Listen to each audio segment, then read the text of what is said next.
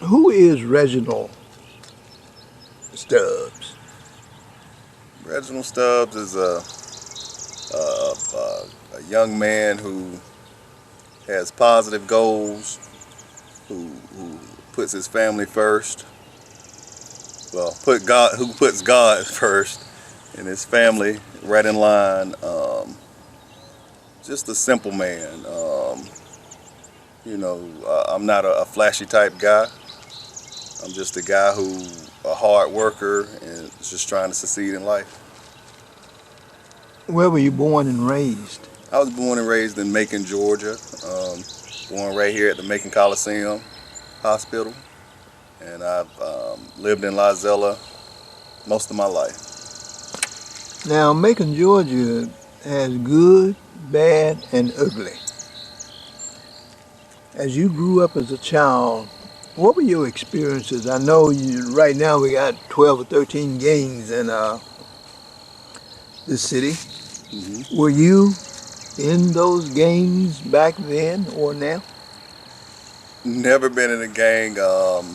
Never thought of being in anything like that. I was always taught to be self-motivated by my mother. Um, she worked hard to make sure that we didn't have to have leadership of anybody else but her and my father. So um, just never even would think of going any other way or following anybody in anybody else's footsteps. So you avoided the ugly then, and you matriculated through life in a positive vein. Tell me about some of your lifetime growing up experiences that Well, got you to where you are now. just keeping us busy, keeping us in the books, getting ahead. My mom was always the type of person to say, study for your next test. Stay busy so you won't have to follow any kind of negativity. Surround yourself by positive people. Um, she always used to say, growth. When you have growth, you learn things from it. If you're hanging around someone who doesn't want to go anywhere, that's going to rub off on you. So, her giving those positive vibes every day and instilling us, the power of life. That's where I am today. Now, with those kind of forces in your life, I hear that you must have come through high school, right? Oh, absolutely. Do any college? I did. I went to Macon Junior College. I did two full terms there and started on my third. What were your desires for growth and development as you came through as a young man? What did you want to do? Well, as a young man, I always wanted to be a professional, if I can say that. And most young men, they want to be a professional basketball player or football. So I did those things as a young man. But as I got older, I discovered that I liked people. I like being around people. So with that desire, I fell into the retail world and I began to love that atmosphere and meeting new people and helping people, hiring people to be successful. Now, all that we've talked about tell me that you haven't spent any time uh, considering that incarceration was a badge of honor, right? Well, when you say that, you say incarceration was a badge of honor. Now, You know, the reason I say that is because so many of our young people out here now considers incarceration as a badge of honor. You know, they get 1 year instead of 13, and they're bragging about they only got one. But I heard you say that Mama right. and Daddy was in the background. So how did you get past, you know, a society whereas so many people want to do bad, hmm and you was determined to do good? And I know that Mom and Daddy was there, but those other influences was out there too. Right, and that began with my foundation. A lot of common sense was planted into the seed with me and my siblings. I feel like you have that common sense to get on with life. And that's how I beat those barriers, by, making my own path, following in my father's footsteps. Saw him go to work every day for 40 years. So I wanted to reflect that. And like I said, make my family proud. That's the only thing that that was my desire, is to make my family proud. So now, when you got into the work world, what did you do? What did you give to society? Well, starting off, we talked about it a little bit. I went into the workforce, in school. Really didn't want a full-time job because I wanted to focus on getting out of school and graduating. So when I started in that world, I always had the mindset of, I never wanted to be, that the person on the bottom or the middle person. I always wanted to be the person on the top. So, with that mindset, I grew with the company that I was with for years, Sears. And during that time, when I moved up, it allowed me to make room for those young teenagers coming up and having to, wanting a part-time job and putting a little money in their pocket. So I had the opportunity to help others, where I didn't, coming up, I would go into a job interview and was looked at to say, hey, he's too young for this job, let's get somebody older. But I hired a lot of young people, helped a lot of young people out and kept them off the streets. Wait a minute now, let me stop you for a minute. Do Sure. you mean, when you say moved up in Sears, do you mean that you was able to move up into management in Sears? Absolutely, in 3 How did years. you do that? Hard work, and not afraid to use my mouth, not afraid to talk to people, not afraid to look people in the eye and tell them what I thought. So, like I said, just hard work. That's pretty much sums it up. Well, tell me this now. You decided to leave sales and management there. How did you end up at the sheriff's department in Bibb County? Well, during this time, the retail market was going down.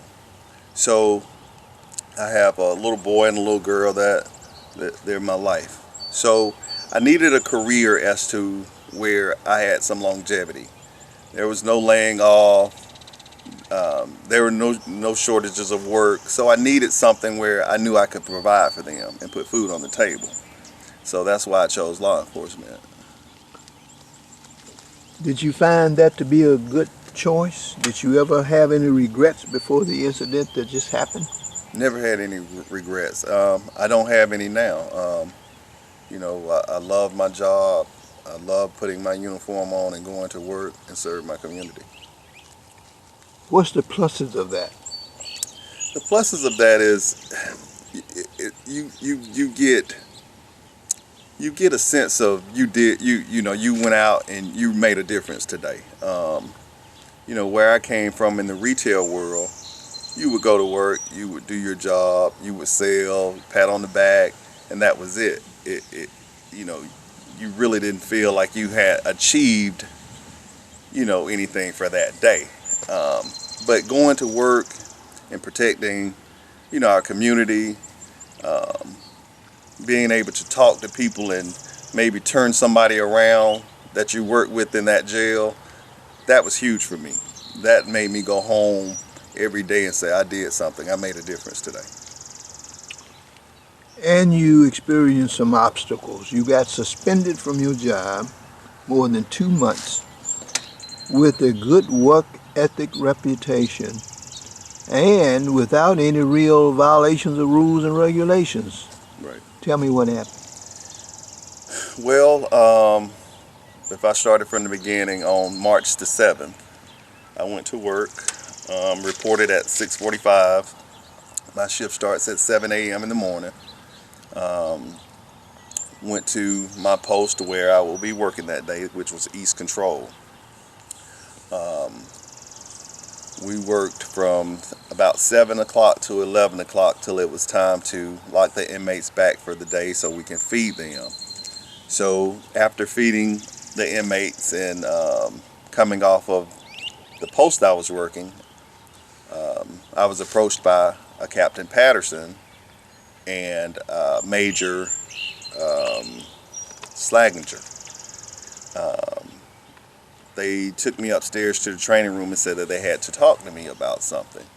Now, I was thinking that this talk was going to be about this corporal position that my Lieutenant Paul Edwards was telling me about. He definitely wanted me to have that position. He felt like I earned that position and that would be the best fit. You talking about upward mobility there, right? Yes, sir, definitely. And that's a huge accomplishment for being there in less than 2 years. So we went upstairs and Captain Patterson stated that, man, I don't know what this is about. So I said, okay. He said that the captain of the drug squad wanted to talk to you. So I immediately started laughing because this is funny to me. I mean, yeah, you got to be joking. So he said, no, man, I'm serious. So my laughter kind of went to, not being afraid, but, just my mind went to, well, what is this about? So anyway, after being up there 15 to 20 minutes, having small talk with the major, he's asking me, what do you think this is about? Have you done anything wrong? He talked a little bit about what I've done in the past. So, like I say, 15, 20 minutes later, a patrol officer comes in, Patrol Officer Porter. He comes in and, they stand up, I stand up, and they escort me downstairs on the elevator. Now, during this time... So now you are detained at this time and not free to go back to your post, is that right? That's correct. Go ahead. So, after we get on the elevator, Captain Patterson asked the patrol officer Porter, hey, are you going to search this man? And Major Schlaginger said, well, if this man is not under arrest, I don't think that's a good idea. Well, I'm glad somebody had some sense in the group. Absolutely. At this point, I've never felt more like a criminal in my life. However a criminal feels, because I've never been in that situation. So I'm escorted out. We get downstairs at the bottom of the elevator. I'm escorted out south control doors, the same door I enter in the morning. Now, are other people observing you being under detention and handled by these individuals? Absolutely. My colleagues are there. Inmates are there. So I'm definitely being watched. And at this time, I feel like I'm just, I feel less than, a man at this time. So I'm escorted out of the doors and I walk down the steps and I'm put in the back of a Bibb County police car, squad car. And pretty much feel like I'm rushed away to a place that no one has told me. So we get to downtown Macon. I later discovered it was the Central Records building. And escorted upstairs to a room I've never seen before. And I'm put in that room over an hour. Now that's like an interrogation room? I would say so. It was a table, hard chair, and a camera in the corner. That's an interrogation room. It sounds like it. So I sit there over an hour. No one comes in to talk to me. No one tells me why I'm there. And finally, after an hour, a detective comes in and he says, hey man, we're going to move you to another room. So... another interrogation room? Looked like it to me. Was the door locked? The door was locked. Okay. And the reason I know that is because I needed to use the restroom at one point, and I got up to turn the knob and it was locked.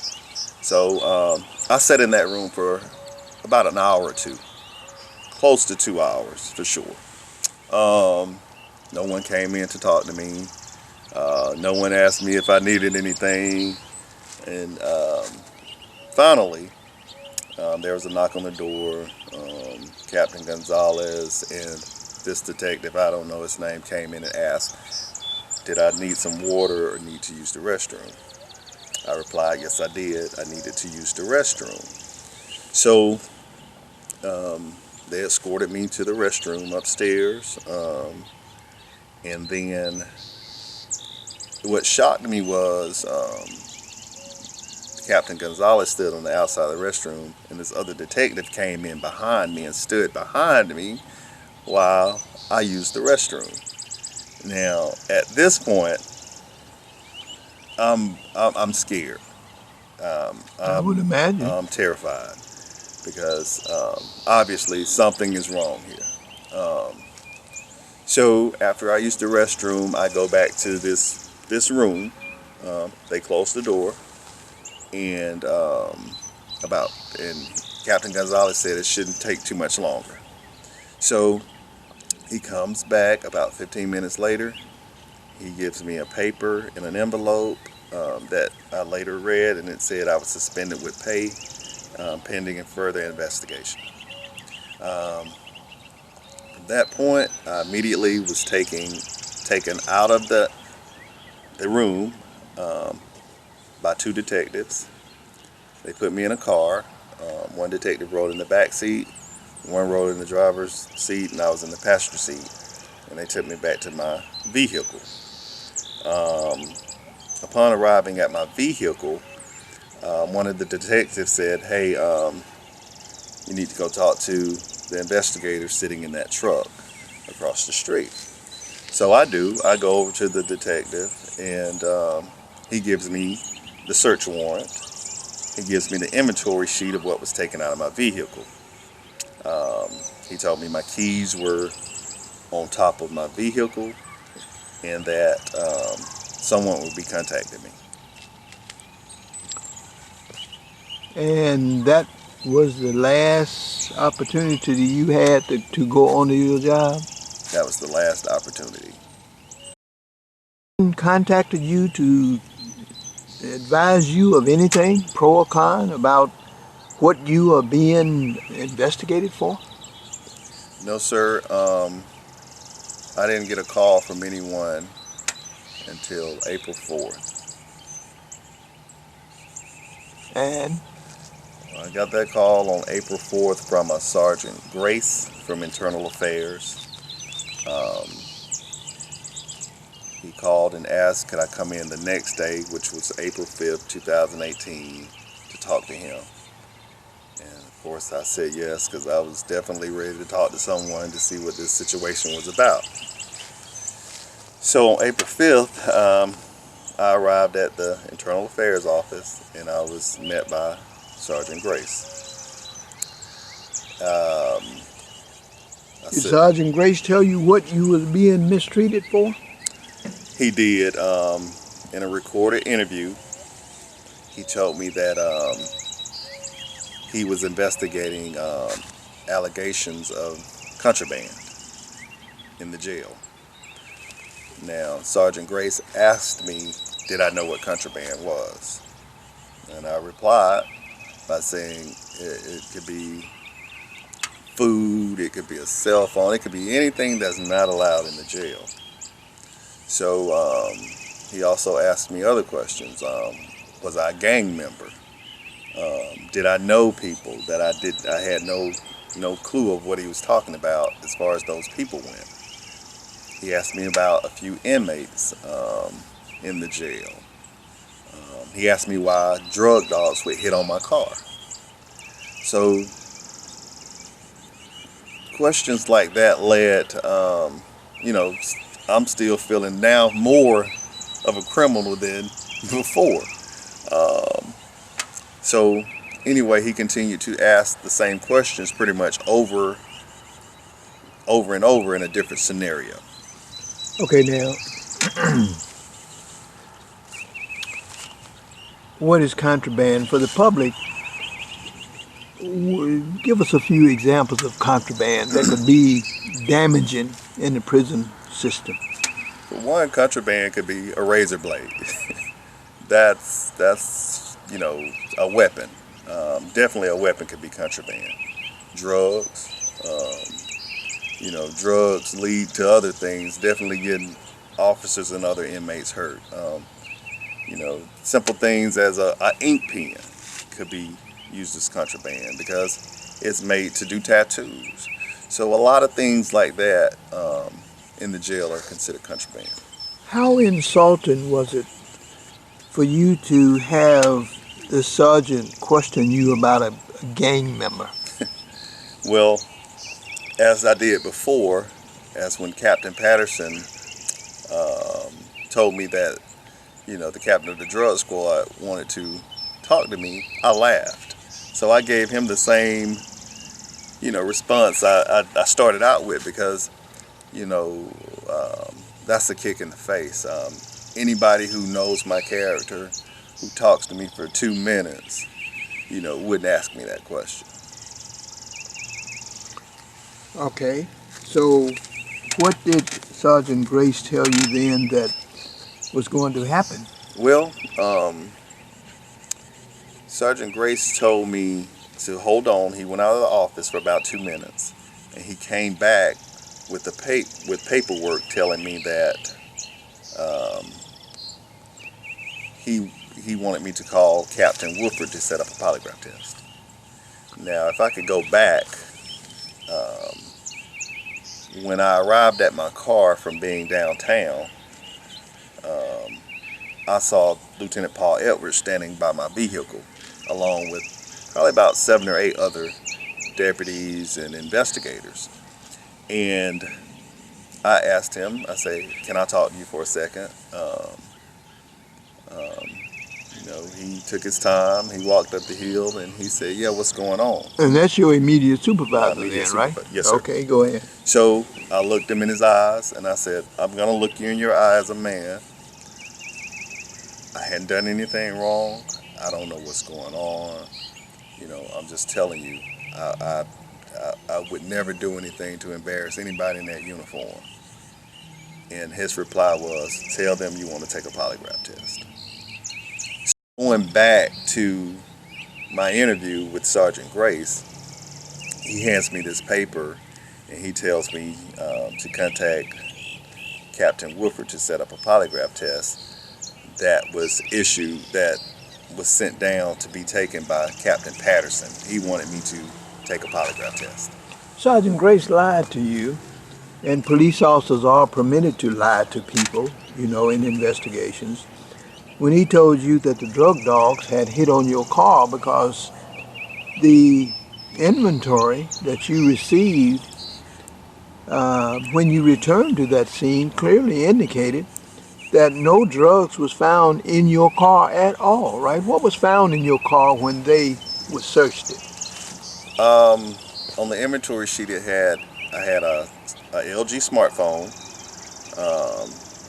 my money orders where I paid my bill, where I live, and it had Bibb County case file information. That's the only thing that came out of my car. No drugs? No drugs.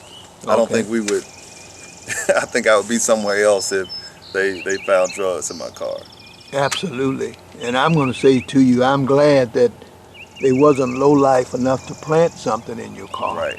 Okay. All right, what happened from there? Okay, from April 5th, I left there. I contacted Captain Woodford as I was ordered. Captain Woodford told me that he would have to find someone to give me the polygraph test. Did you have a choice? Did he ask you if you would accept a polygraph test? Absolutely not. Okay, go that ahead. was never asked. I set up the call or whatever as far as for me to wait for who was going to give me the test, and that didn't come till April the 10th. Now, on April the 10th, I was told to come in at 12 o'clock. 111 3rd Street to take the polygraph test from a Sergeant Linda Howard. Did you do that? Absolutely. Did Miss Howard offer you an option as to whether you could or did not have to take the test? No. Um, Not taking the test could lead into termination. Okay. And did you pass the test or do you know? Don't know. So what do you know as a matter of fact about why you have gone through 2 months of hell? To be honest, like I said, I'm a hard worker. I'm a go-getter. If something's not right, I'm going to address it.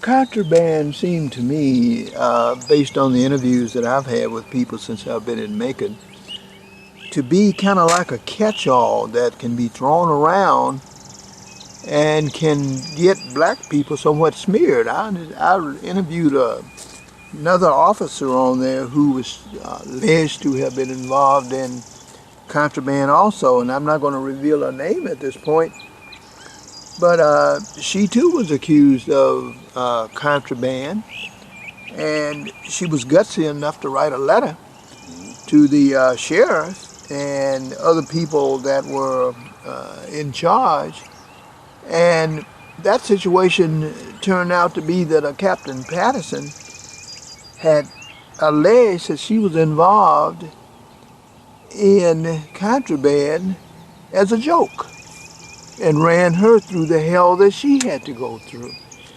So do you sense that there may be conspiracy, I'm going to use the word conspiracy anyhow, among some in the jail to smear black people for some reason? You know, in the beginning, that never crossed my mind. I had never gone through this in life. To be honest, never thought I would, but I've had time to sit and think. 2 months. So that's definitely crossed my mind, to pretty much hold me back, to tear me down, to make me feel like I'm a nobody. But in my case, the seed has been planted. There's nothing or no man out there that can do that to me. So, I'll just continue to push on and be positive. Like I said, I love my job. I love my job to this day. I would love to go back to my job and continue to do the great job that I once did there. Okay, now, for the brothers out in the community, this is a whammy that you have never experienced in your life. It threatens your future, but yet you maintained your cool. Why haven't you been cussing, fussing, creating problems over this situation? Because I already feel that this is a negative situation. So me giving negative to a negative is not going to do anything. It's not going to help me. It's not going to help anybody. I feel like as a young black man, that's what I'm expected to do. So I'm just not like that. I wasn't raised to be that way. You get more done by going through the process. Who runs this Bibb County Sheriff's Office? Sheriff David Davis. Okay, so do you sense that Sheriff Davis may be fair in this situation? What do you expect from this 2 months of hell that you have been through?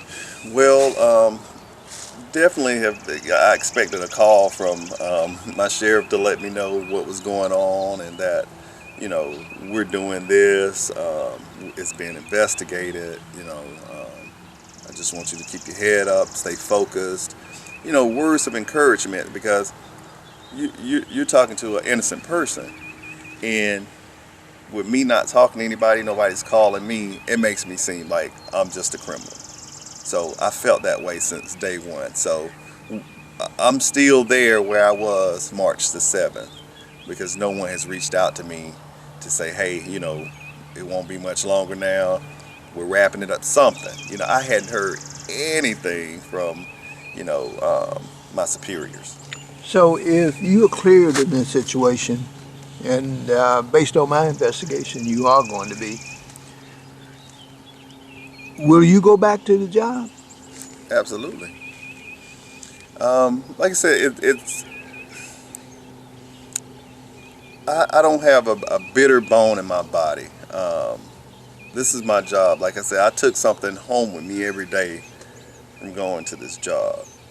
I made a difference, I know, in my community, and even with my peers I work with. So a sense of gratification comes from my job. So, oh, definitely, I would go back. Will you be motivated then to go on and be the sheriff one day? Absolutely. That's that's my goal, to be the sheriff one day. And this right here just makes me a stronger person. This doesn't break me down and make me any weaker. This makes me stronger. Everything happens for a reason. You just have to figure that reason out. I'm glad you understand that and say that because, I think of history and think of how the system, when they wanted to degrade black men and communities and they wanted to instill that sense of inferiority, they would always pick on the strongest, biggest black man that they could find to hang him out to dry and then draw everybody else out to watch the degradation that they was pushing up on that person. America has a way of putting you in your place, and seemingly you're just not going to settle for a place. Tell me about that. No, sir. Like I said, never been that type of person. I've always been a motivator, a creator. Would never take second place, and if I did, I'd take it humbly. But I would ease my way up to try to be in that first place position, not stepping on anybody's hands that are trying to move forward. But hard work for me shows and it pays off. So I've used that tool and it works. So what would be justice in this situation for Frazier, for Reginald Stubbs? Justice for me would be to say, hey, look, we made a mistake. I'm sorry, put your hand out to shake my hand and me go back to work and be left alone totally about this. That's what it would be. Did you get along with the inmates? I did. Not all of them, but most of them. So that is a telling sign right there that the sheriff's department is worse off without you than they would be if you are back up in there, right? Right. And my evaluation speaks for itself. That's interesting. Tell me about that. We get evaluations every 6 months. I just recently received an evaluation in January. And I think the average of my evaluation was a 3.3, which is remarkable. And that's out of 4. That's out of 4. And I think that's a remarkable score. I'm that dependable person. Comes to work every day. Something's going on. I'm the first one there. So my evaluation was not a give me. I worked hard for it, and it showed. And it shows amongst my peers and those inmates in that jail. What was a day's work like to you? What did you take me through a day? Well, I'll tell you like this: when you love your job, the day flies by. So a typical day for me was, I would say, easy. my typical day is I go through my routine. I make sure everybody is safe. Um, I'm the trainer. I was the JTO. So I'm training new people to come into jail to protect themselves and protect everybody else. So a typical day for me is to enlighten, the new people on what they need to do and how to be happy at their job. What is it that you want the public to know about Reginald Stubbs?